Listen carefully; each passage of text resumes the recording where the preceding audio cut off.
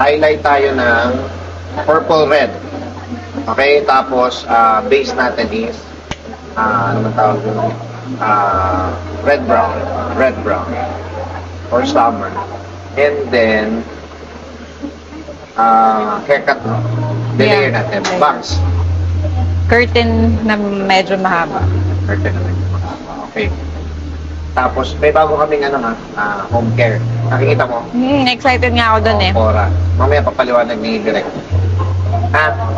Perfect yun sa colored hair eh.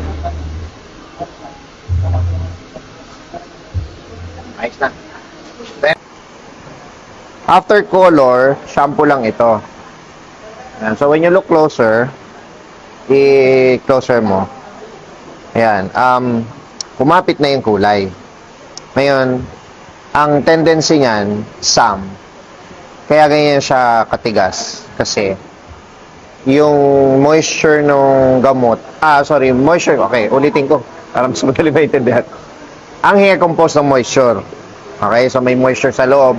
Bukod doon sa moisture na may mga minerals yan. After the color, nawawala siya. Okay, so paano siya babalik? Ibabalik siya ni...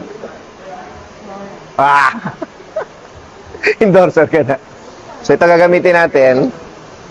Ililipat ko lang dito. Titingnan natin kung effective. Yeah, super crazy. Ha? Sige. Mamaya ulit. Tingnan natin. Purple red highlight with red brown base. Ayos ba? Love it. Ayun na. O, ito na yung resulta ng foro. Pag ginanon mo, nabawasan. Kaya lang, pag nahuhugasan yan, nang tumatagal, matagal naman siyang ulit. Parang medyo yung natutuyo. Papalitan mo lang, lalagyan mo lang ulit ng treatment. Ganon lang naman yan. Once na mag-color ka talaga, ganon lang yun, paulit-ulit.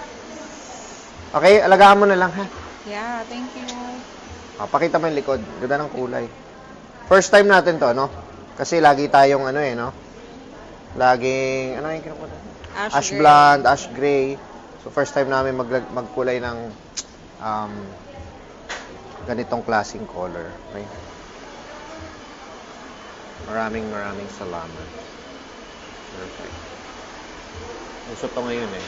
Sige daw, lapit ka daw direct. Ayan, pakita mo tong part na to. Ang ganda ng itsura eh.